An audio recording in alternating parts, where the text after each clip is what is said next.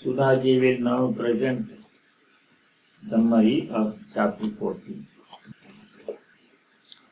Whatever I have learned from SwamiB and little reading, so I put it together.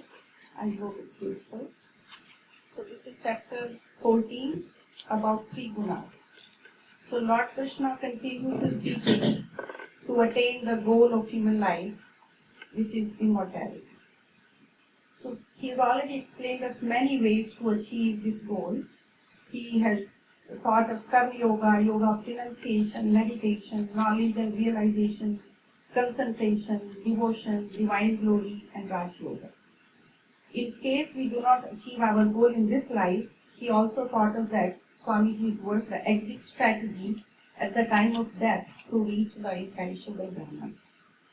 Even when we were not satisfied, upon Arjuna's request, he even showed his universal form.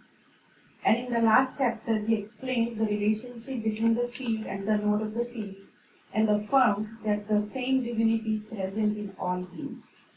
He again emphasized that by following any of the above paths, one can become the knower of the field and attain immortality. So in this chapter, he's starting that that if it is not enough, whatever he has told us so far, so he again will give us supreme knowledge, which is the best.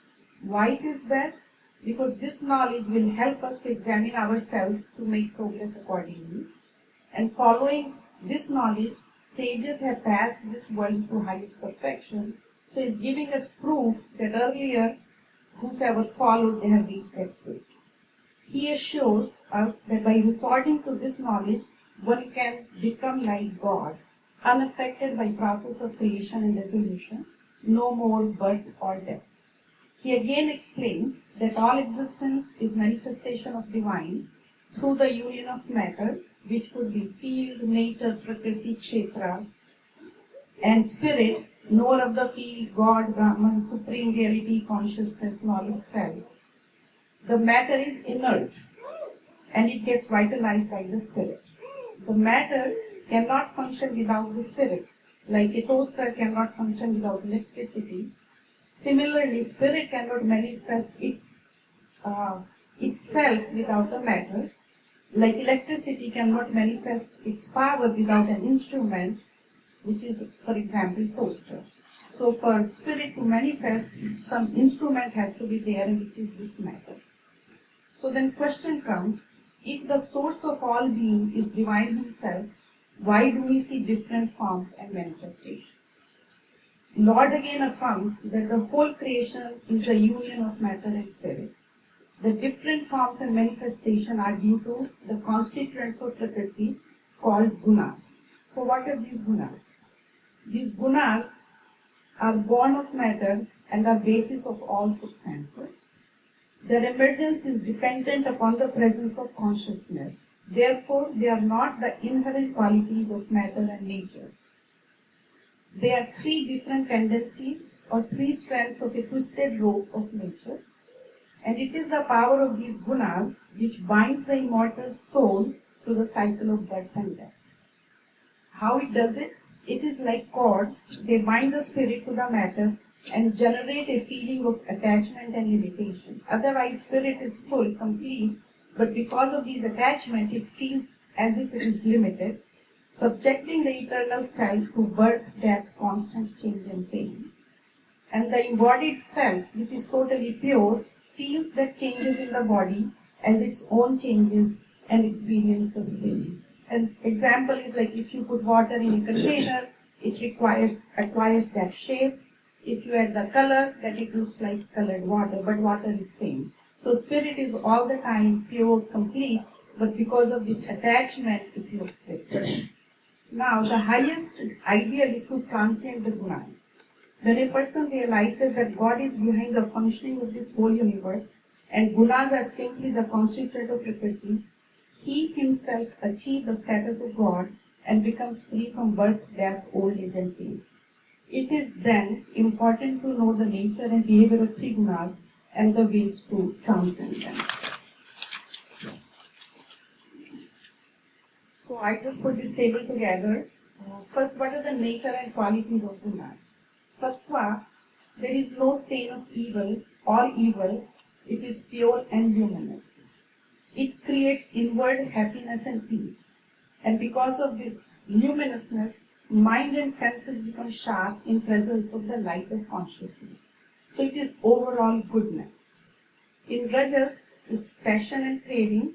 It creates desires and attachment, and this leads to constant action, unrest, and enterprising, all the time doing something new. So we see overall action. In Tamas, that is born of ignorance, and it results in inertia, laziness, and sleepiness, so overall dullness. What is the influence of these things on the inner self? Sattva, it is all good, but still binds the individual self by attachment to the happiness and knowledge. Rajas binds the individual self by attachment to the action with the notion that I am the doer. And Tamas binds the individual self to indiscrimination and making errors. What are the results and fruits of these qualities? When Sattva overpowers Rajas and Tamas, it results in meritorious work, purity, knowledge, happiness, and peace. When Rajas overpowers Sattva and Tamas, it results in pain due to greed and desires. And when Tamas overpowers Sattva and Rajas, it results in inactivity, negligence, and delusion. What happens after death? Person who has predominant Sattva goes upward to Brahmaloka, where he is supremely happy and creative. If this person is born as human, he is born as spiritually advanced and in the conducive environment where his spiritual progress is more likely. A person with prominence Rajas goes laterally, there is no progress. He is born as a man to fulfill his unfulfilled desires. And a person goes downward, if Tamas is prominent, his born goes downward like animals or in the lower realms will be. Now this cosmic trinity, I read in one of the books, and I would like SwamiJi's comment on this. I think it was, if I remember, it was either Radha Krishnan commentary or Swami Brahmarupananda commentary.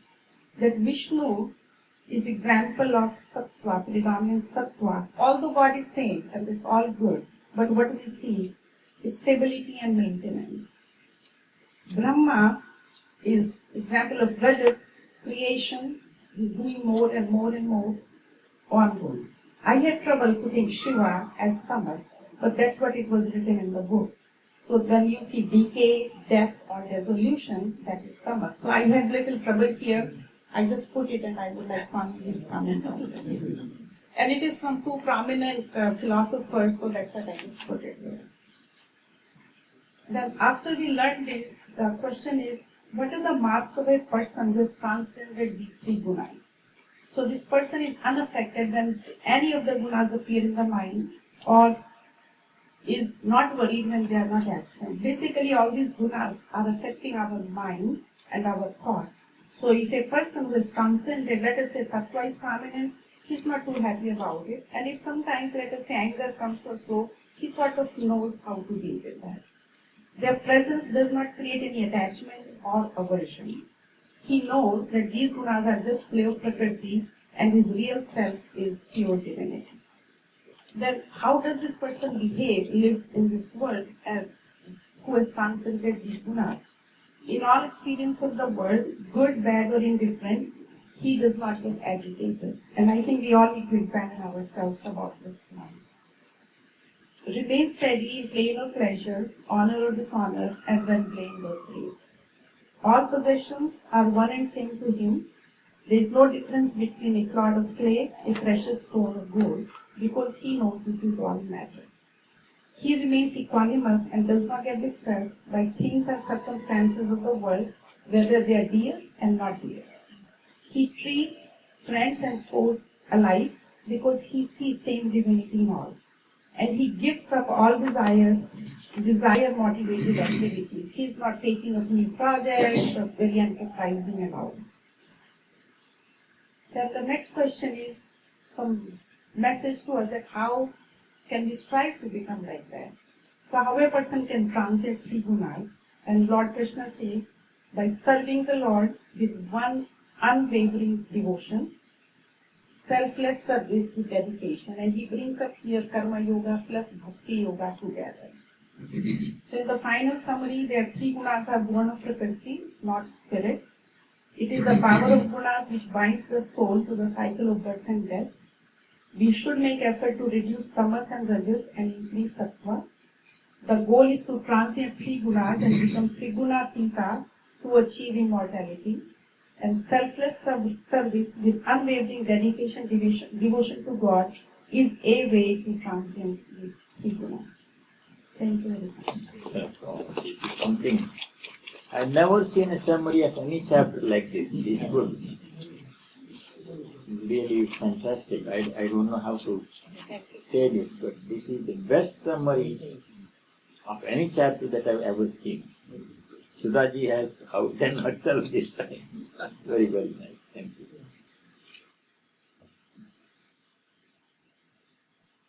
Yeah, it's titiksha, the ability to bear without complaining all the difficulties that come in human life. Everybody's life, in everybody's life, people encounter good and bad both experiences. Nobody's life is only always good. Nobody's life is not only always bad. It's mixture. Proportion varies. Some people have more good and occasionally some problem. Some people lot of problems, occasionally some relief will come. So when good times come, then we have no problem dealing with it. We don't complain. Why am I so happy? Nobody ever complains. Why am I so happy? Like that. We take it and enjoy that one. That is okay. But when suffering, difficulty comes, that is when we have difficulty dealing with that one. How to deal with difficulty. We complain, we become bitter, we become angry, we blame other people for our problems.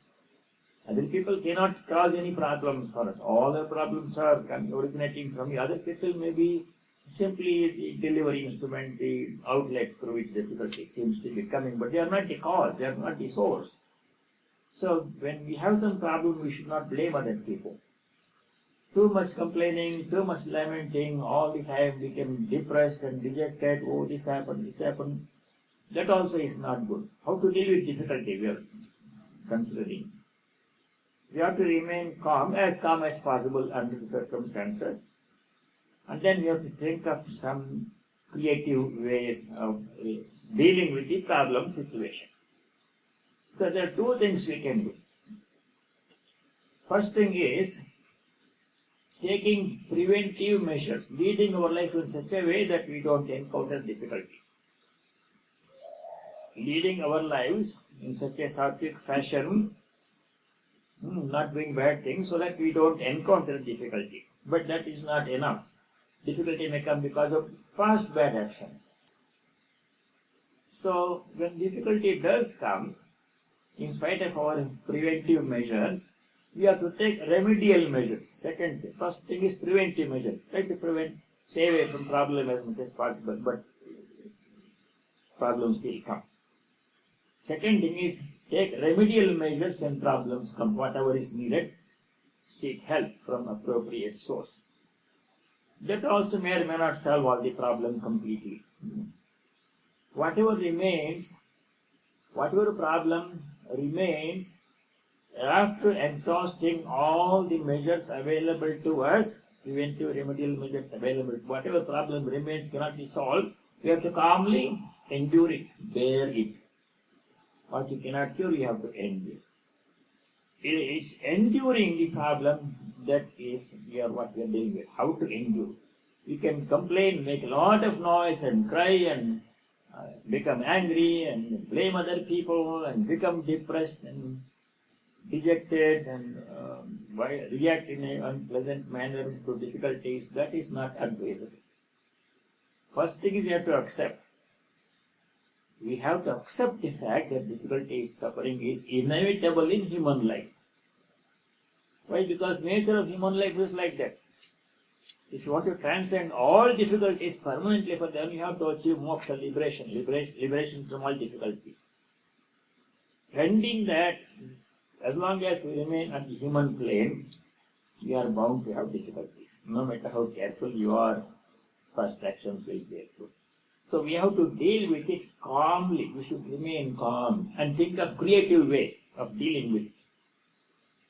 We have to, if you become depressed and angry, it hampers our creativity. We don't even know how to deal with it properly because you cannot think clearly if you are angry, if you are bitter and dejected.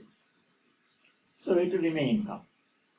Shankaracharya gives the definition of titiksha and gives two things which you should not do when we are dealing with difficulties. In Viveka there is one very well-known verse, how to deal with difficult situations, which is inevitable in everybody's life.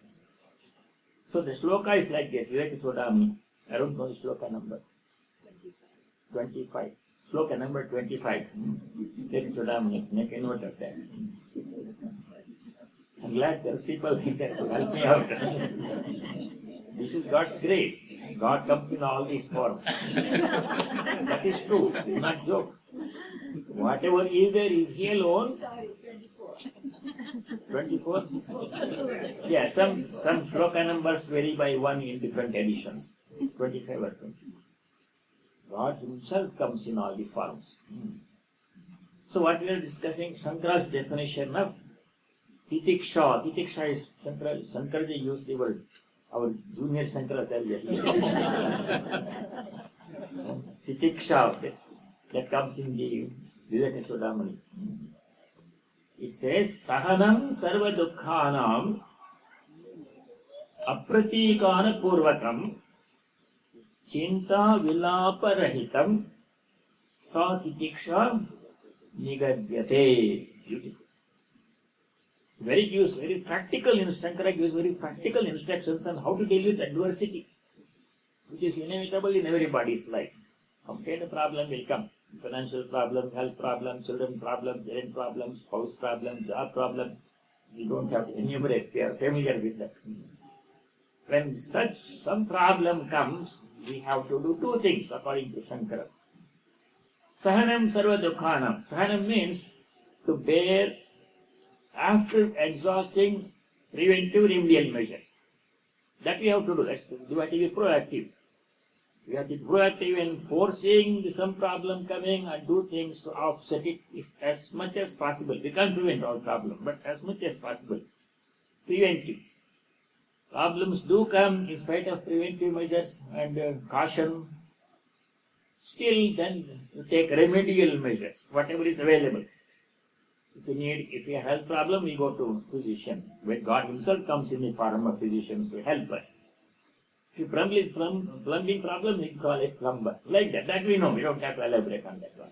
Seek appropriate remedial measure. That also may or may not solve the problem completely. Some problem may go, new problem may come. The solution may have some side effect. Something will remain. We have to deal with it. We have to deal with it. Bear it calmly. Sahanam. Sahanam means to bear it calmly. Sarva dukkhanam. Of whatever dukkha remains unsolved. How to bear that one is apratikara purvakam, first suggestion. Pratikara means retaliation, taking revenge. You should not take revenge upon somebody thinking that that person has caused the problem. May appear to be coming from somebody or it has to come from some source. Then you cannot blame other people. They are only acting as the delivery instrument. They are what help us to work out our karma. Thank you for being such a pain. Remember that one. When 4 copies have all been taken away by people who need it more than I do. God, so far in my life, by the grace of God, nobody gave me pain. I can say that one very happily. See, Ramakrishna's placed me in such a situation where people are not creating problems. Whatever problem I have is my own. That too not very severe. No complaint. Sarva apritikara purakam. Don't become angry and blame somebody and he did this to me, I'm going to do this to him like that. Apritikara will create lot of new bad karma. We should not do that. Nindaka nere rakhiye. People criticize you, don't hate them. Actually welcome them. It says, Kabir Das says. Angane koti ichavai.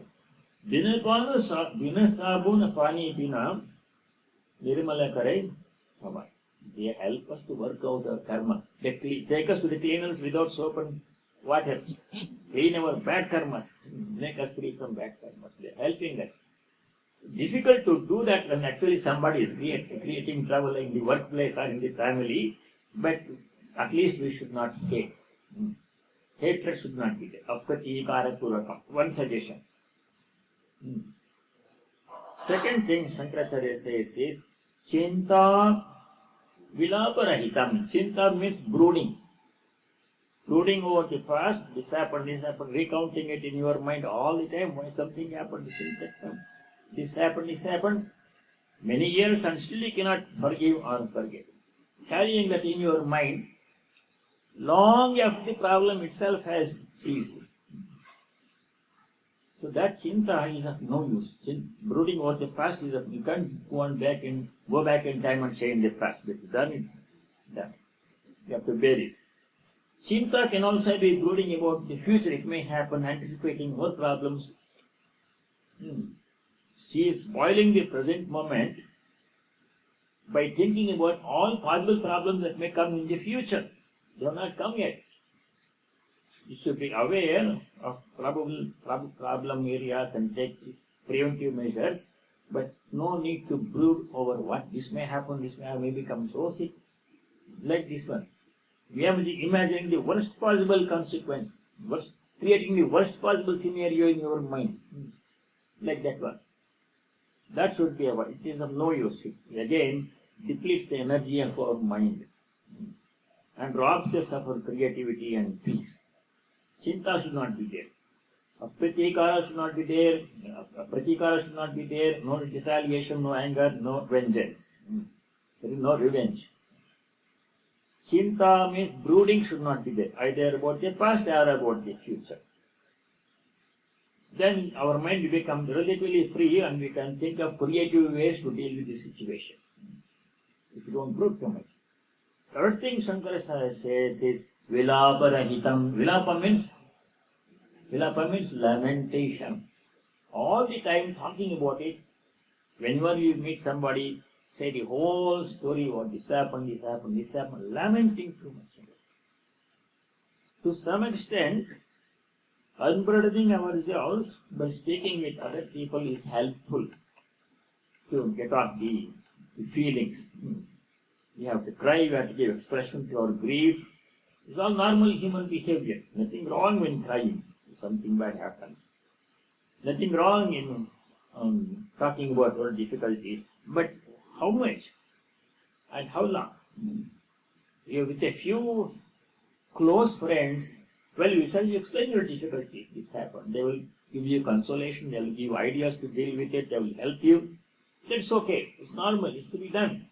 You don't have to bottle up your difficulties and say nothing happened. It's not necessary. We are all just average human beings. To talk about it, it will help you to release to some extent the intensity of the feelings. But all the time, all the time, whomever you come across, catching hold of the person and tell all the problems from the beginning, that is of no use. People will not even try to avoid you. This person will start again this story all over again like that. Chinta Vilaparahitam. Sahanam Sarva Dukhanam, bearing all difficulties which cannot be solved or offset calmly, apratikara purvakam, without taking vengeance or retaliation, chinta rahitam, without brooding over past or future, vilaparahitam, fourth, lamentation should not be. Satitiksha nigadya. That's an essential part coming. That's an essential part of the teachings. In the Gita, titiksha comes many times without actually using the word. In second chapter, Sri Krishna says, Sukha dukkhe same kritva kabhala bhaujaya jayau tato yuddha yudhyasva naivam papam avamsasi. Sukha dukkhe sane pratva. Sukha dukkha are inevitable in everybody's. Sukha means happiness, dukkha means unhappiness. Pain and pleasure are inevitable in everybody's life. That we have to accept it. It's a fact to be, it is fact to be accepted. We cannot change it. Nobody can change it. That's going to be the nature of the world. Does mean like that from the beginning of creation. It's going to be like that. Mixture of good and bad will be the nature of creation as long as it will last. Says who? Who says difficulties are inevitable in human life? Bhagavan Sri Krishna himself. Twice in the Gita he says, this world is a place full of problems. You remember where he says twice? Two shlokas where Sri Krishna is. Dukkhalayam ashashvatam. Napnuvanti mahatmana dukkhalayam ashashvatam. Dukkhalaya means house of misery. Alaya means house. Dukkha means suffering. It's a house of suffering. The Lord who created it, He Himself is saying that these problems are going to be there. And you are expecting that to be free from problems. It won't work. You have to be ready to face problems from whatever sources come. Second thing is, Anityam asukam lokam imam prapya bhajasvamam, he says elsewhere in the Gita. This loka, this world, human life, is anitya asukha. Anitya means temporary, ephemeral. Everything is changing. If things are going on well today, tomorrow, there's no guarantee it will be going smoothly like as it went today. If problems are afflicting me today, there's no need, it's not necessary that will continue tomorrow. Some solution may come tomorrow. Good or bad, both will change. We have to accept both with equanimity. We can't completely eliminate dukkha. Nobody has been able to do it from the beginning of humankind. However, billions of people have lived. Even the strongest people, richest people, wisest people, people like Socrates, they also had problems in their lives. Think of family problems, think about Socrates. So, that is inevitable. So, we have to accept it. Accepting is the key. That's why Shankara says, Sahanam sarva dukkhana. All adversity, whatever may come, bear it calmly, without too much lamentation, without too much brooding, without too much complaining. And doing whatever is needed. We have to be creative. We should simply say, should not say, a problem has come, so I have to go through it. You don't have to do that. You take action. Be proactive. After doing exhausting all the measures available to you to prevent and remedy the situation, whatever problem remains, we have to bear it calmly. That's a very important quality. Sri Krishna stresses many times in the Gita. Na prahrashyet priyam prapya, no dvijet prapya priyam, sthira buddhira sammuro, brahmavid, brahmani sthitaha. The knower of God, priyam prapya na prahrashyet. Supposing good things happen to everybody. It's not all bad, fortunately. When good things happen, we should not become too much elated and assume that will be there like that always. Success comes, approbation comes, happiness comes, children bring happiness, job will be satisfactory, no stress, all these things happen to human people. Good things happen. Not that everybody always suffering. Not true. It's a mixture. Priyam prapya. Priyam means agreeable situation. It's agreeable experience. Prapya na prahrashyet. We should not become too much elated and arrogant and assume that it's going to be there like that. Things may change in a moment. In the twinkling of an eye, situation may change. It only takes a second for things to change. Apriyam prapya na udvijet. Apriya means disagreeable experiences come. We don't have to enumerate what kind of problems come. So many different kinds of problems come. Apriyam prapya, if they come, na udvijet. Udvyaga means become excited, angry, and sad. You react calmly as possible. You can give expression to your sadness, sorrow, disappointment, but not too much lamentation. Remaining calm, accepting it, doing something which can help to solve the problem or situation. That is an important quality of a Triguna-atita. 14th chapter talks about Triguna-atita. Triguna means three gunas, sattva, rajas, tamas, which have all these qualities. So just so nicely explained in a table. I have never seen such a table before. Three gunas I have been reading, but this first time I have seen such a clear presentation of the Triguna. Keep this page, please, and give it to those who are interested, if they are interested. Triguna-atita reminds me of a story, an event.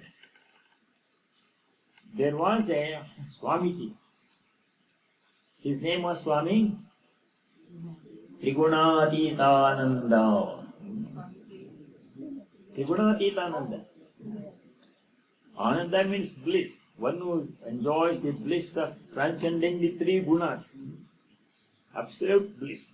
Such a person was one of the disciples of Sri Ramakrishna. Like Swami Vivekananda, Swami Vivekananda's brother disciple. Swami Vivekananda brought him to this country, Triguna-atitananda. He come and transcribe Vedanta activity in America. So Triguna-atitananda came in obedience to Swami Vivekananda's instructions and started an ashrama which Swamiji had already started in San Francisco. Many of you have been to San Francisco Vedanta Society, Northern California. That was started by Swami Triguna-atitananda and Swami Vivekananda. The Swami Triguna-atitananda was a Triguna-atita. Nothing bothered him. He would remain calm, absolutely calm, and very creative. He was producing the journal Brahmavad, and he had a big part to play in publication of what became Prabhupada Bharata in India. When he came here, started the San Francisco. Those days, Sakim Ashrama was not as he is today. So many NRI people like you are there who support, give, donate. Those days, nobody was there. Very difficult, no resources, no place to stay. There was no car. You have to go by carriage. In early 1900, no money. Like that, he started the ashrama in San Francisco, ran it very nicely. Built the old temple. Been to San Francisco, see the old temple. Two buildings are there: old temple, new temple. Old temple is all the domes, onion domes like that. It's being renovated now, I heard. So he built that one. One day, he was giving a Sunday sermon. Every Sunday there is a service tomorrow. You can go there in the Vedanta Society. One Pravrajika lady is coming, nun is coming tomorrow. There.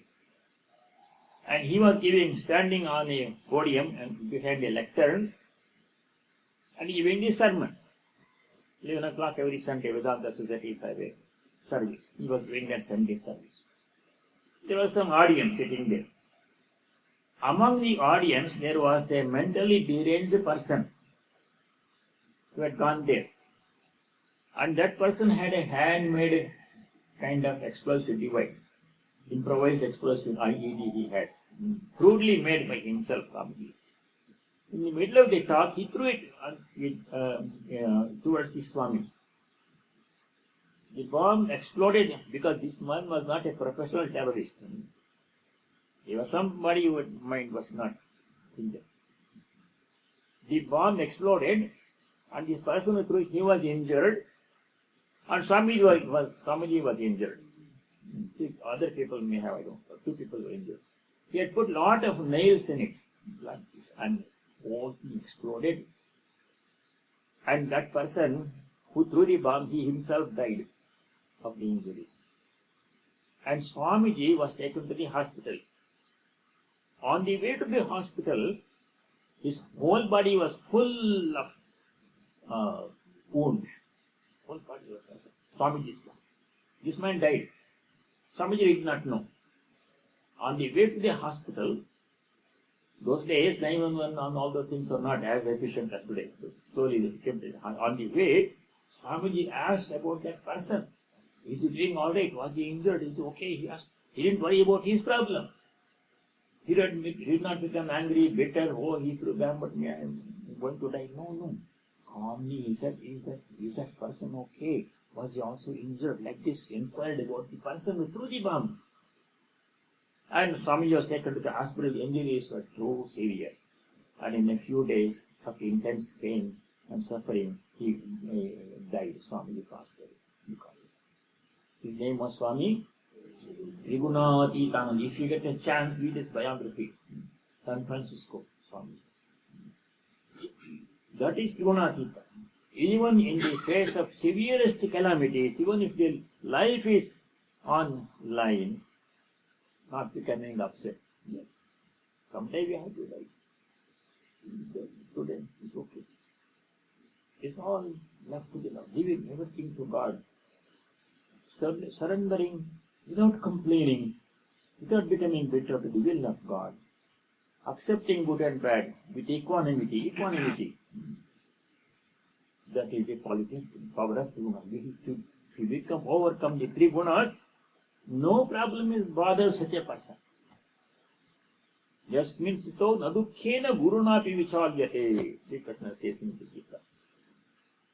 The Trigunatīta state is such the highest state one can achieve. Yam labdva cha param labham manyate nadikam tataha. Then Yasmin stito na dukkhena guruna api vichalyate. Sri Krishna says, 6th chapter. Chapter 6. Here, 6:22. Chapter 6, verse 20. Verse 22, chapter 6. There Sri Krishna says, if a person somehow achieves to that state of freedom from the three gunas,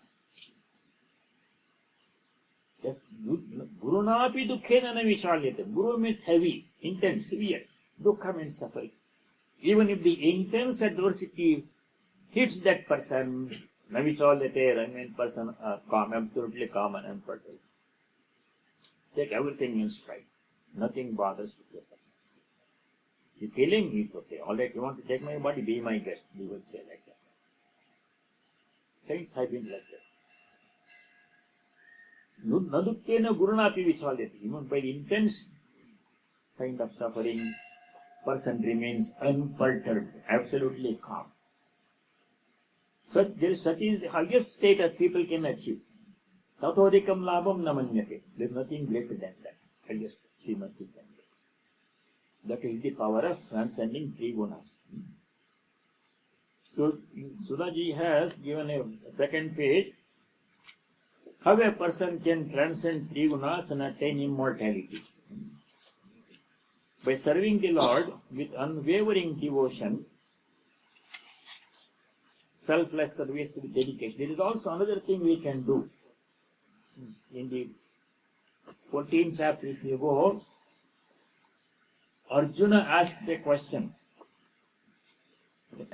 Arjuna's question is, what are the signs, visible signs, that other people can see from outside?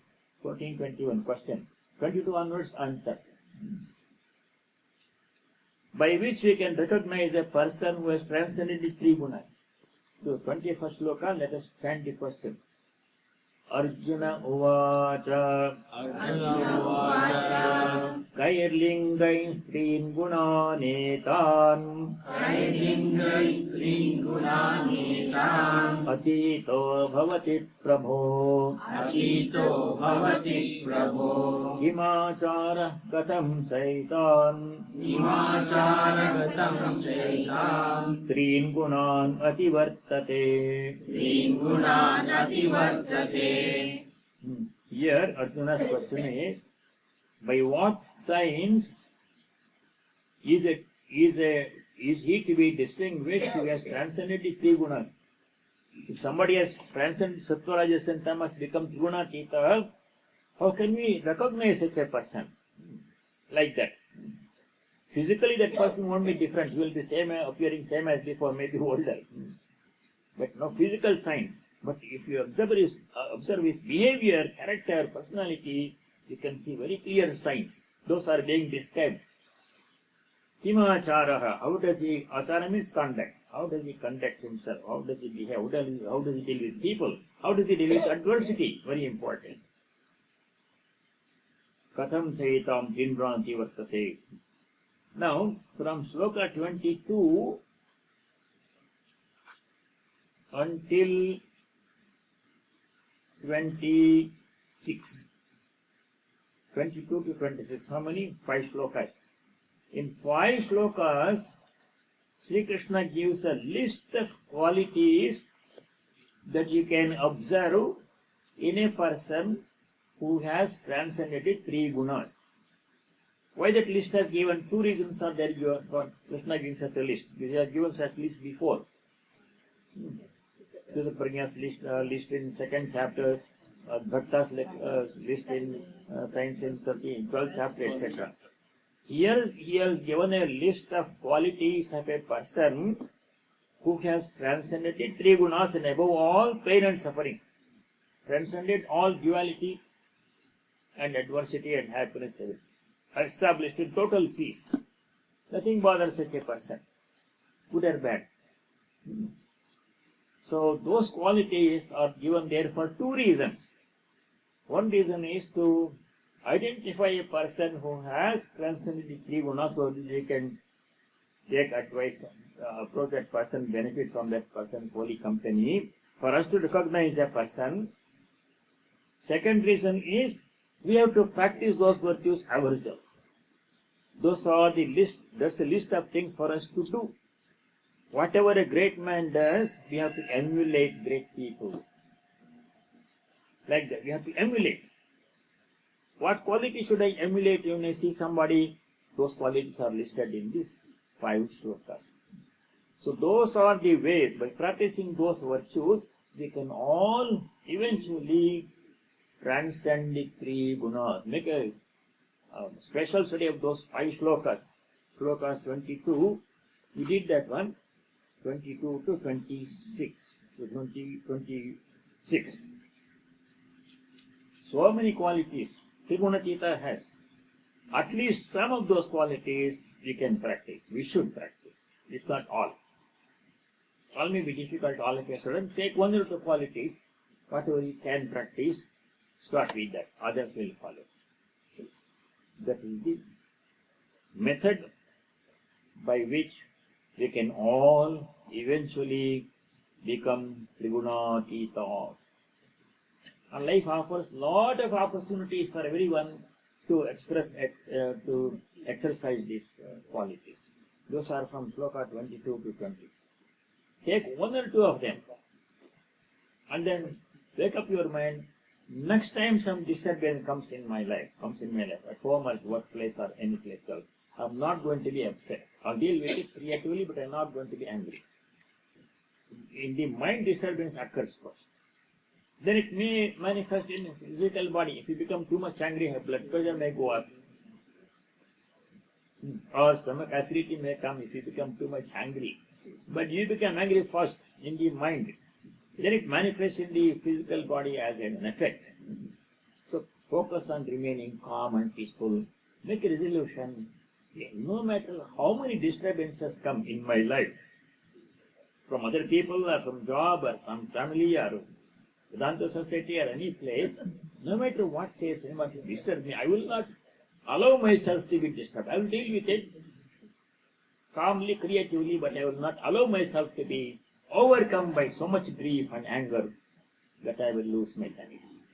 That resolution you have to make. And then these qualities are they take hold of 2 or 3, don't have to all of them. Krishna has given the hints how to practice. How to overcome anger, Swami Brahmarupananda, small booklet. I thought everybody is free from anger in this class. Everybody read that book. If you need more copies, I can bring next time. Nobody needs anger because you're all like Eknath Ishwaran. Remember, when the situation comes for me to become angry, which is very rare, I remember Eknath Ishwaran. He is my favorite saint, Maharashtrian saint. Never became angry. So be like Eknath Ishwaran. You take a challenge, you make me angry, I will give you 10 rupees. It's possible to change. We have to change, we can change. Holy company definitely helps. Satangam Sangatirevatra Prathamam Sadhanam Smatam Sri Ramachandra Swami said to Shabari. Sri Ramachandra Swami was explaining how to cultivate pure devotion to God. 14 things he says. The first thing he says is, if you want to cultivate devotion to God, or overcome three gunas or whatever you want to achieve, associate with the right people. If you want to become a doctor, you have to start to be a doctor before you go to medical school for a day or so, to see what they do, how they do. So you have to emulate great people. If catch hold of somebody who is relatively free from anger, jealousy, etc., then observe how he does, seek advice from that person. It is possible to be, how to change. You can't say it's not possible to change, you are essentially going to be same. That's not the, should not be the approach. Then what's the point of trying? It is possible to change. We have to rise to divinity. Essentially we are divine being. Each soul is potentially divine. And we should reach the divinity. That's the goal of life. If you say it's not possible, then why all this spiritual practice? It is not possible. It is possible, but it's difficult, it takes time. That much. We have to try in this life. Mantra japa, all these things, disciplines that we have studied so far, holy company, repeating God's name, chanting stotras, hymns, Hanuman Chalisa, Vishnu Sahasranama, all those things help every day. They purify the mind, make the mind calm and peaceful, and take away anger, jealousy, kama, krodha, ityadi, they will take away. But it will take time and a lot of effort. I'm not going to say it's easy, but it is possible. It has to be done. Not only possible, it has to be. We have to do that one. That's why we are born. Why are we born as human beings? When all potential is there, divinity is there. We have to rise to the divine level. That's our goal. That's our destiny. We will. Eventually, everybody will reach liberation. We will not be in this life. Everybody's destination. We are destined to do that one, because we are that essentially. So let us start with that positive note. In my life, I am going to try my best from today onwards to not become upset. And when difficulties do come, I anticipate difficulties will come, I will deal with it nicely, properly, calmly, without complaining, without retaliating, without taking revenge, and do whatever I can to remedy the situation, and whatever remains unsolvable, I will try to deal with it calmly, bear it, as Shankara said, Sahanam sarva dukkhanam. Sahanshilata. Sahanshilata means forbearance. I will practice that. Through adversity, our spiritual progress happens. In the Karma Yoga lectures, Swami Vivekananda wrote like this. Swamiji said, this world is a moral gymnasium. This world is a moral gymnasium, he wrote. We have come to this world. Why do we go to a gymnasium? To become strong, to develop good bodies and minds. So we have come here to become strong and pure and reach God. So in a gymnasium, you have a personal trainer. You may have a personal trainer, or you may yourself increase the resistance from week to week. Supposing you are doing bench press with 50 pounds today. You do it for a week, and when you could do 50 pounds, you add 5 pounds and each time make 60 pounds. Next exercise will be harder than this one. Life is like that. You deal with some difficulty. When you complete it, God will give you another test, which is a little bit harder. That's how He makes you strong. So this life is like a gymnasium. It's like a school. We have to go through the mill, go through the experience. That's how difficulties make us strong and pure. If everything is always comfortable, nice, nothing, then we don't do any effort. We just remain stagnant. Difficulties are opportunities for us to grow stronger through prayer, through meditation, through holy company, to japa, repetition of God's name, and remaining calm and not thinking about revenge or anger.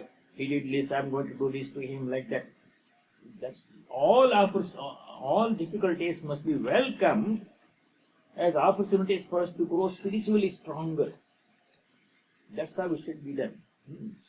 So it is possible to change. We have to change. There is no other way. Our destiny is to become one with, united with God.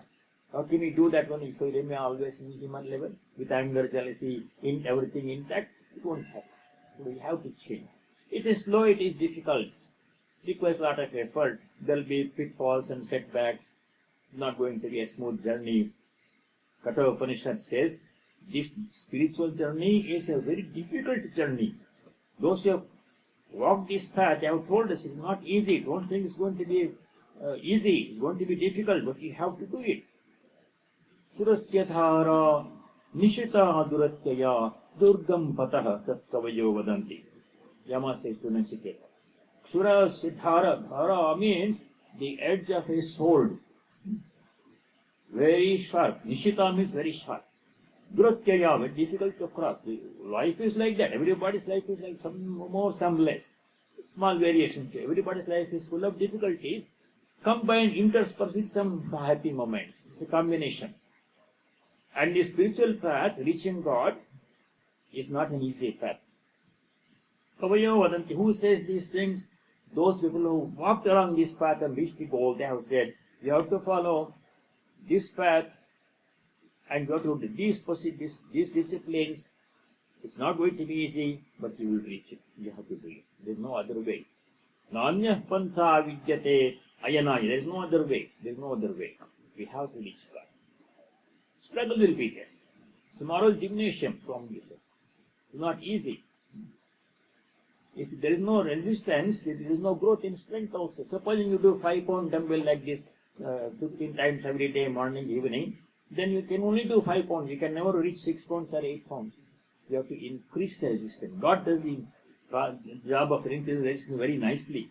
He uses situations in our life when we have to exercise and struggle a little bit. All that is also opportunities for growth. Yeah.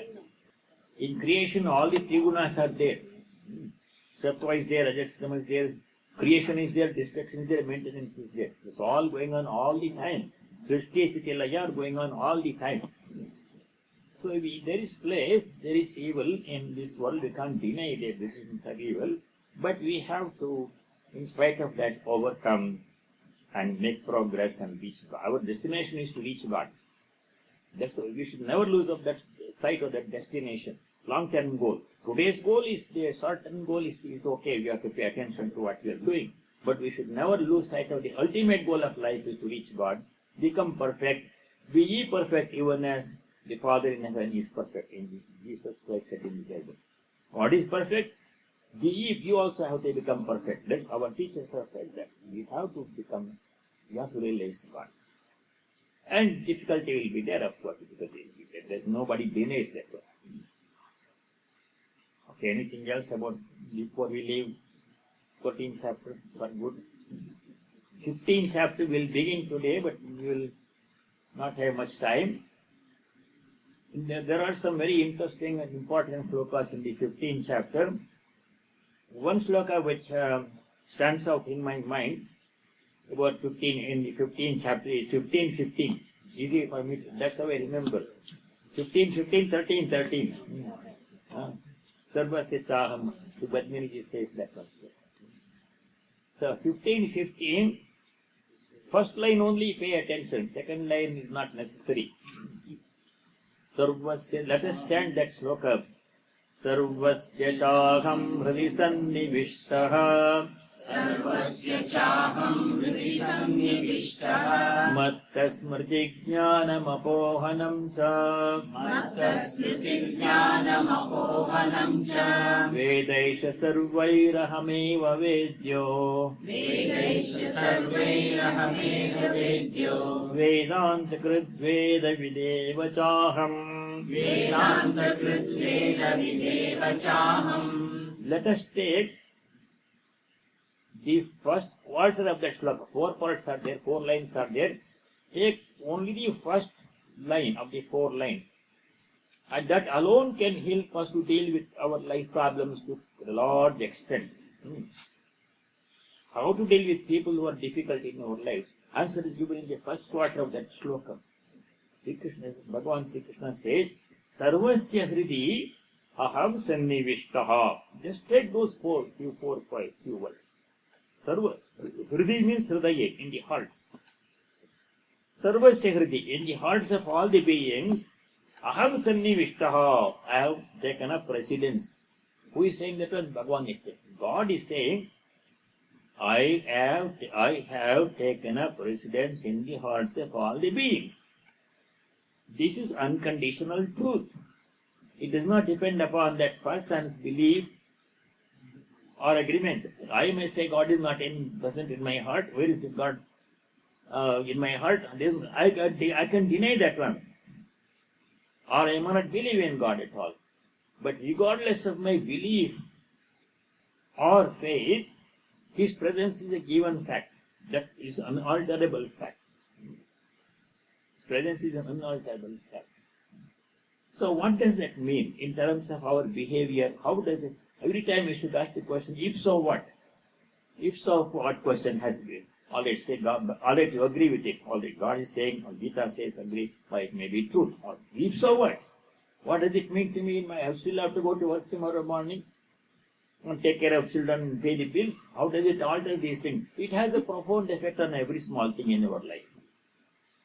The simple truth that God is present in the hearts of all the beings has a profound effect in the lives of, in all our lives, in all the things in our lives. If you think about the consequences, the implications of this truth. Supposing I am speaking to you this morning, and if I remember that God is present in all your hearts, who am I speaking to? Through all the ears, He is hearing. Through all the eyes, He is seeing. So I should speak only what I would speak to God if I saw Him directly, because He is listening to all of you. How that is true? How can God listen to all the ears, all these pairs of ears? 50 people are here. Go to 13, 13. 15, 15, 13, 13. Catch hold of those two slokas. They are helpful to me. They are helpful to me. 13, 13, Sri Krishna says, through all the eyes, God is seeing. Through all the ears, God is hearing. Through all the feet, God is walking. Through all the mouths, God is eating. Sarvat, let us chant 13, 13. Sarvata Panipadam Tat. Sarvata Panipadam Tat. Sarvata Shishiro Mukham. Sarvato Shishiro Mukham. Sarvata Shrutimaloke. Sarvata Shrutimaloke. Sarvamavritya Tishtati. Sarvamavritya Tishtati. Sarvata Panipadam Tat. Sarvata Panipadam Tat. Sarvato Shishiro Mukham. Sarvato Shishiro Mukham. Sarvata Shrutimaloke. Sarvata Shrutimaloke. Sarvamavritya Tishtati. Sarvamavritya Tishtati. Sarvataha Panipadam. Pani means hands. Pani means hand. Panigrahana, holding somebody's hand for life. That's Panigrahana. Means wedding, marriage. Padam means all feet. Sarvata Pani, Sarvata Akshi, all eyes are God's eyes. He alone is reaching to all the eyes. Sarvata Shiraha Mukham, all heads are God's heads. All faces are God's faces. Sarvata Shrutiman, all ears are God's ears. He is hearing through all the ears. All the ears. Sarvam Avritya Loke Tishtati, pervading the whole universe, God present is present in the whole universe. Who else is there but He? Who else is He but who sees all through all the eyes? Who else is there but He who hears through all the ears? Who else is there who eats through all the mouths but He? So even if you give a morsel of food to a hungry dog, or a glass of water to a drying tree or a plant, you are feeding the Lord, giving it, it reaches Him. So all the mouths He alone is eating. So we are dealing with God all the time, 24 hours. 24 hours I am dealing with God.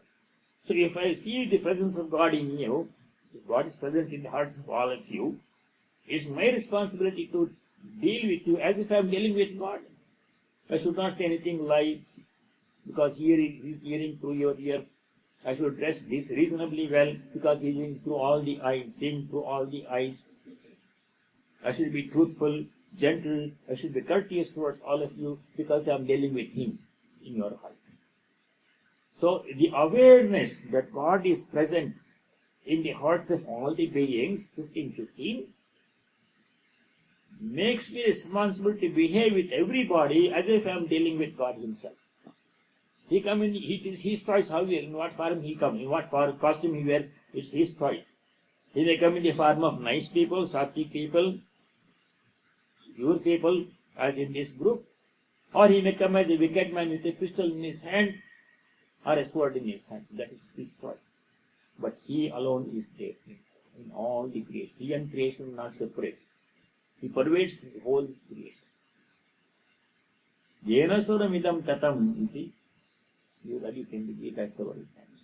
So that helps me to modify my behavior with other human beings. I am dealing with God. Do not hate anybody. Do whatever I can, lovingly, nicely, gently, with great good feeling and love.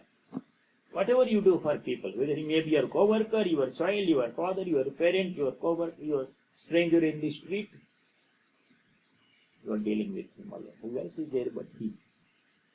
You know, that's 15-15. Same as 13-15. That itself, if you think about the implications on our lives of the truth, that alone is sufficient to give a lot of ideas on how to put it into practice in our life. All the time you are dealing with God, whom else are you dealing with? Who else is there but he in this whole universe?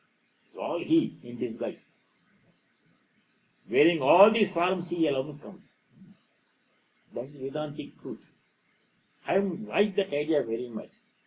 There is nobody other than God. He comes in the form. He comes in the Shvetashvatara Upanishad. There is a sloka which I quoted many times. I like it because Swami Vivekananda quoted it in his lecture and it somehow stuck in my mind. Swami Brahmarupananda also chanted in one of his Sunday lectures. Our Swamiji, former Swamiji in Chicago, our teacher, Margaret was there.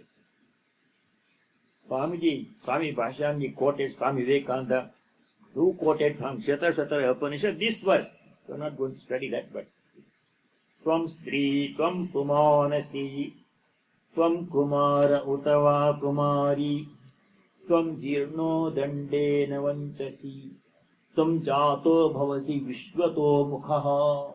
O Lord, the Rishi said, Rishi was seeing the truth, realized person, he says, O Lord, Tvam Stri, you come in the form of all the women.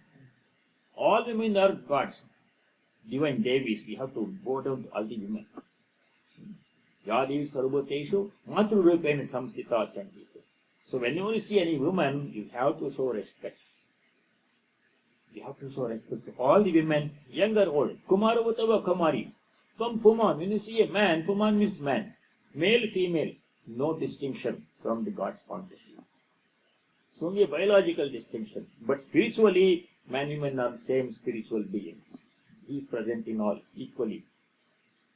Tvam Stri, Tvam Pumanasi, Tvam Kumar in the form of a boy, Utava Kumari in the form of a girl, or in the form of an old man, Tvam Jirnaha, Jirna means dilapidated body, old person, sick body, Dandena Vanchasi, Danda means a staff, walking stick or a walker, slowly going step by step, old person. Don't say old person, God is less than old person, he is equally present in all. Tvam Jato Bhavasi Vishwato Makaha. You have all the infinite number of faces in this whole universe, including the face of a tiger or an elephant or a plant or a tree or even inanimate objects also. He alone is present, pervading the whole universe. If you remember that one truth, even if you forget everything else you have studied, is present in all, is present everywhere, that alone is sufficient to help us modulate our interpersonal relationship. How do I deal with a book? How do I deal with a glass? How do I deal with female people? How do I deal with men people? How do I deal with old people, young people, Americans, Indians? I like people who don't like. How do I deal with them? I'm dealing with God all the time. Nobody is there but He wearing all these costumes. Distinctions are there in our minds because of variations of Sattva, Rajas, Tamas in their minds. But beyond the mind, Paramatma is sitting there. In everybody. Samam Sarvesha Bhuteshu Ishtantam Parameshwaram 1327. My favorite sloka. Sarveshu bhuteshu, in all the beings, samam tishtantam parameshwar. To the same extent God is present in all. Not more in Swami, less than other people. Not more in men, less than women. No, don't believe. What says samam sarveshu bhuteshu tishtantam parameshwaram. He is sitting in the hearts of all the beings. Sarvachetaham madhusannivishta. That is the one of the most important shlokas in the 15th chapter. This was just a preview. दर्शन दो घन श्याम